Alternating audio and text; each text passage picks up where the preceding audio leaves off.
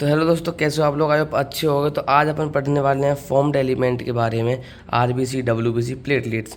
RBC platelets में तो इनमें से क्वेश्चन बनेंगे, लेकिन अपन डब्ल्यूबीसी को ना आगे फर्दर थोड़ा डिस्क्राइब करेंगे, जो कि एनसीईआरटी में दे के रखा है, परसेंटेज वगैरह सब चीज़ पढ़ा दूंगा आज। बहुत जल्दी जल्दी पढ़ाऊँगा, ज़्यादा वीडियो को लंबी नहीं करूँगा। ओके, तो फॉर्म्ड एलिमेंट क्या है? Part of a blood, blood का पार्ट है, जिसमें 45% क्या होता है फॉर्म्ड एलिमेंट और 55% क्या होता है प्लाज्मा। ठीक है, तो आज अपन पढ़ने वाले हैं फॉर्म्ड एलिमेंट। ओके, तो फॉर्म्ड एलिमेंट में तीन चीज़ें होती हैं: आरबीसी, डब्ल्यूबीसी, प्लेटलेट्स। इनको ही हम इराइथ्रोसाइट्स बोल देते हैं, आरबीसी को। डब्ल्यूबीसी को ल्यूकोसाइट्स बोल देते हैं, प्लेटलेट्स को थ्रोम्बोसाइट्स बोल देते हैं। ओके, आरबीसी ना ई न्यूक्लिएटेड होती है, याद रखना, ये क्वेश्चन आ सकता है कि आरबीसी ई न्यूक्लिएटेड होती है, यानी न्यूक्लियस क्या होता है? एब्सेंट होता है इसमें। डब्ल्यूबीसी में न्यूक्लियस होता है, प्लेटलेट्स में न्यूक्लियस क्या होता है? एब्सेंट होता है। मेन पॉइंट ये है तुम्हारा, जो स्टार बना देता हूँ मैं, कि आरबीसी क्या होते हैं? ई न्यूक्लिएटेड, यानी न्यूक्लियस नहीं होता। बात करते हैं इनकी नंबर की, तो आरबीसी का नंबर होता है 5 से 5.5, 5 to 5.5 मिलियन mm²। ओके, और डब्ल्यूबीसी का नंबर तो थोड़ा कम होता है, 6000 से 8000। Okay, mm²। प्लेटलेट्स का 1 से 1.5 लाख होता है नॉर्मली। लेकिन लेकिन लेकिन यहाँ पे एक चीज़ याद रखना आप, 1 लाख से ज़्यादा अगर डब्ल्यूबीसी कहीं किसी भी जगह पे मिल रही हैं, तो वो वहाँ पे ब्लड कैंसर हो जाता है। मतलब ब्लड कैंसर के केस में देखने को मिलती हैं ये इतनी डब्ल्यूबीसीज। ठीक है ना, या सिंपल कैंसर बोल लो आप। ठीक है ना। ओके, तो आरबीसी में क्या है? हीमोग्लोबिन प्रेजेंट होता है, जो कि इसको रेड कलर प्रोवाइड करता है। इसमें अब्सेंट होता है हीमोग्लोबिन, इसीलिए क्या हो जाता है? ये कलरलेस। क्या हो जाता है? कलरलेस। ओके, यहाँ पे भी नहीं होता। तो हीमोग्लोबिन कितना होता है एक नॉर्मल ह्यूमन बॉडी में? ये लाइन बहुत इंपॉर्टेंट है। 12 से 16 ग्राम हीमोग्लोबिन मिलता है पर 100 ml ब्लड। हमेशा याद रखना, ऑप्शन में आपको 1 लीटर दे देगा, ठीक है ना, 1000 ml दे देगा, या 500 ml दे देगा, तो ऑप्शन कन्फ्यूजिंग बन सकते हैं। ठीक है ना, लेकिन इस लाइन को याद रखना, एग्जैक्ट लाइन आ जाती है। ठीक है, तो अभी आते हैं आरबीसी क्या काम करती है। आरबीसी करती है helps in a transport respiratory gases. ध्यान रखना, रेस्पिरेटरी गैसेज दो ही हैं, ऑक्सीजन और CO2। NO2 कुछ नहीं है, नाइट्रोजन वाइट्रोजन नहीं करना आपको। अगर पूछ लिया ना तो ऑक्सीजन और CO2। डब्ल्यूबीसी क्या करती है? डिफेंस मैकेनिज्म में हेल्प करती हैं, कोई बाहर से कोई चीज़ आएगी तो उसको प्रोटेक्ट करेंगी। और प्लेटलेट्स जो होती हैं, helps in a coagulation of blood, मतलब ब्लड क्लॉट बनाती हैं। कहीं चोट लग जाए तो उस पर क्लॉट आता है ना, तो वो बनाती हैं। अब इसका लाइफ स्पैन देख लेते हैं। 120 दिन होता है आरबीसी का। ठीक है ना। और डब्ल्यूबीसी में फर्दर दो क्लासिफिकेशन होती हैं, एक ग्रेनुलेटेड जिसमें ग्रेन्यूल्स मिलते हैं, जिसके साइटोसोल में, साइटोप्लाज्म में, और इसमें ग्रेन्यूल्स नहीं मिलते। ठीक है ना।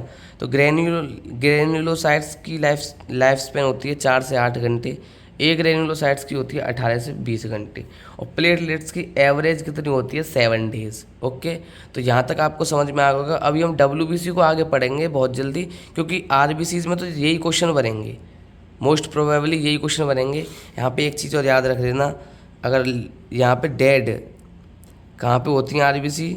स्प्लीन में। स्प्लीन को क्या बोल दिया जाता है? Graveyard, graveyard of RBC. Graveyard यानी जहाँ पे लोग मरते हैं बेसिकली।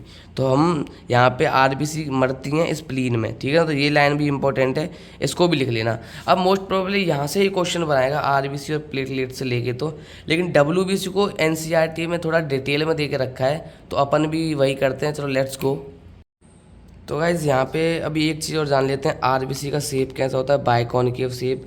डब्ल्यूबीसी या ल्यूकोसाइट का शेप कैसा होता है? अमीबॉइड शेप या इर्रेगुलर शेप। मतलब कोई फिक्स शेप नहीं होता, ऐसे इर्रेगुलर। ठीक है ना।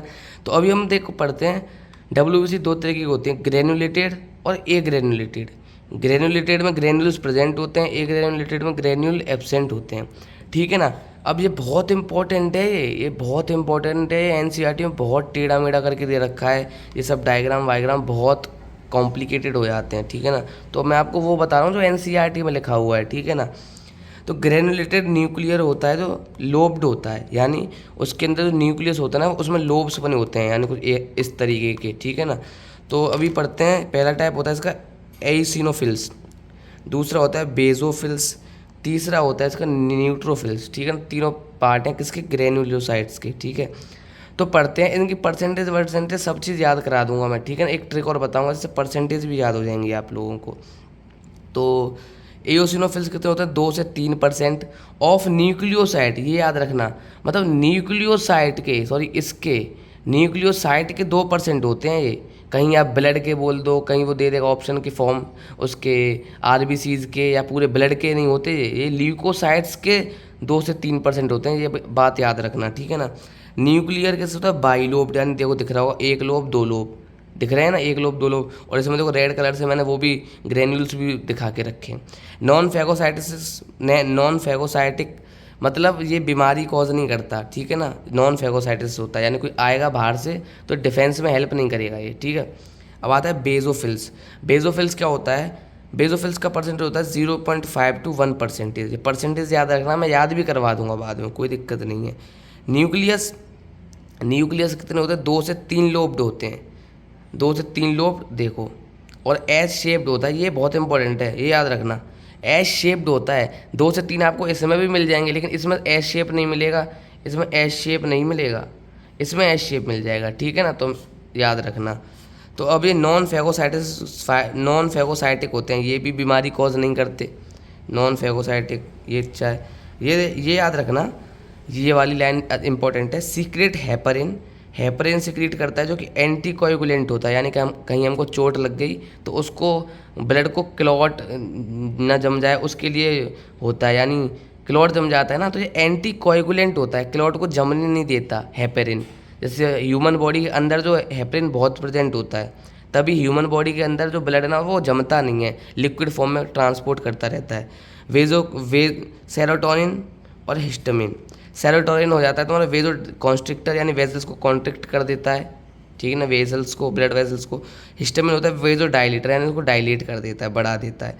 ये हेल्प किस में करते हैं, मेन बात आपको 3 नाम याद रखने हैं, और हेल्प किस में करते हैं ये बहुत इंपॉर्टेंट है। हेल्प्स इन इन्फ्लामेटरी रिएक्शंस, ये बहुत ज़्यादा इंपॉर्टेंट पॉइंट है। इन्फ्लामेटरी रिएक्शंस में खाली बेजोफिल काम करते हैं, डब्ल्यूबीसी में से इन्फ्लामेटरी रिएक्शन में बेजोफिल्स काम करते हैं, ये याद रख लेना, घोट के पी जाना भाई साहब, झूठ नहीं बोलना। क्यों कैसे करते हैं वो मैं समझाता हूँ। इन्फ्लामेटरी रिएक्शंस क्या होती हैं, कहीं कट गया, फट गया, स्वेलिंग हो गई, ये सब सारी चीज़ें इन्फ्लामेटरी रिएक्शंस में आ जाती हैं, ठीक है। अभी न्यूट्रोफिल्स पढ़ते हैं, बहुत अच्छी है इसका, ये सबसे ज़्यादा अबंडेंट होता है, 60 से 65% होता है ल्यूकोसाइट का, तो सबसे ज़्यादा क्या होता है, सबसे ज़्यादा अबंडेंट,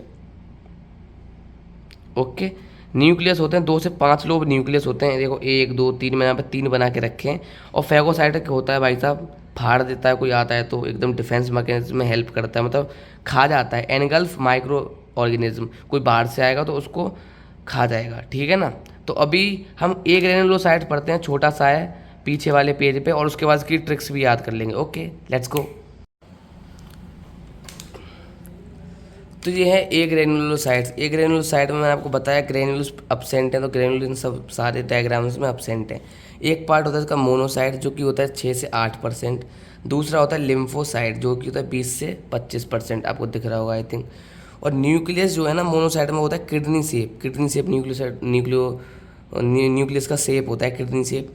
लेकिन एक चीज़ याद रखना है, ये मोनोसाइट्स भी क्या होते हैं, फैगोसाइटिक मतलब ये बीमारी को, मतलब ये बीमार मतलब जो बाहर से ऑर्गेनिज्म आता है उनको खा जाती हैं, उनको मार देती हैं। लेकिन कब, ये बात एनसीईआरटी में नहीं दे रखी, मैं ही बता देता हूँ कि जब ये यहाँ पे होती है ना उसमें ब्लड में, लेकिन तब ये ब्लड से बाहर चले जाती हैं तो ये फैगोसाइटिक बन जाती हैं, क्या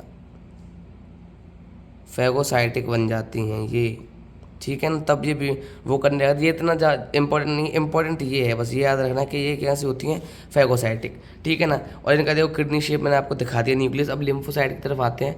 न्यूक्लियर होता है लार्ज, बड़ा न्यूक्लियर है, सब स्फेरिकल है ना, स्फेरिकल पूरा स्फेरिकल नहीं है, थोड़ा सा कम है, मतलब स्फेरिकल ऐसे नहीं है, सब स्फेरिकल है, तो सब स्फेरिकल ऐसी शेप होती है, ठीक है।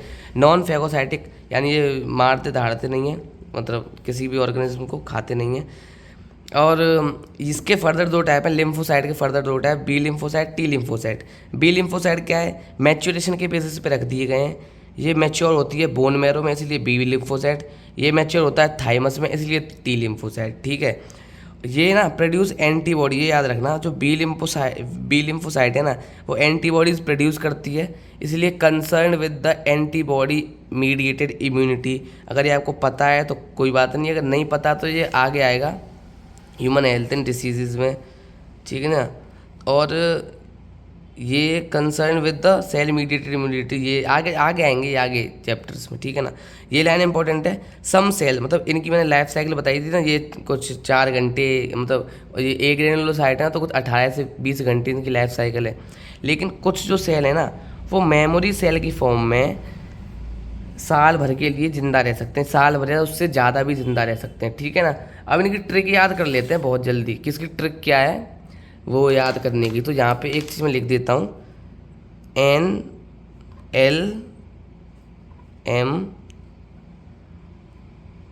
ये लिख लेना है आपको, ठीक है ना। मैं दोबारा से लिख देता हूँ अच्छी तरह से। इसको प्रोनाउंस कैसे करोगे, इसको प्रोनाउंस करोगे नाना लाए मेरे बाजा, इतना याद रखना है बस आपको, है ना। ये मेरे बाजा ऐसे याद रखना, नाना लाए मेरे बाजा, ठीक है ना। तो अब इसको ये देखो न्यूट्रोफिल्स, देखो इसकी ट्रिक अच्छी है। पहले ना सबसे पहले 60 लिखो आप, फिर इसका आधा कर दो 30 लिख दो, ठीक है ना। फिर इसका रख दो 6, फिर इसका आधा कर दो 3, फिर ये बचा कुचा 1। तो अब यहाँ पे आप देखना रेंज तो आपको पता पड़ गई ना कम से कम। न्यूट्रोफिल्स कितने होते हैं 60 से 65%, ओके। लिम्फोसाइट्स कितने होते हैं, लिम्फोसाइट होते हैं 25 से 30%, ओके। मोनोसाइट्स कितने होते हैं 6 से 8%। और ये इओसोनोफिल्स कितने होते हैं 2 से 3%। बेसोफिल कितने होते हैं 1/2 से 1%। तो इसका रेंज है 60 से 65%, इसका रेंज है 25 से 30%, इसका रेंज है 6 से 8%, इसका रेंज है आपका 2 से 3%, इसका रेंज है 0.5 से 1%। तो आई होप आपको ये वीडियो अच्छी लगी होगी। तब तक के लिए थैंक यू, मिलते हैं किसी वीडियो में किसी नए अंदाज में। ये बहुत इंपॉर्टेंट वीडियो है, याद रखना, नीट में बहुत परसेंटेज बेसिस पे सवाल पूछे जाएंगे। तब तक के लिए बाय बाय।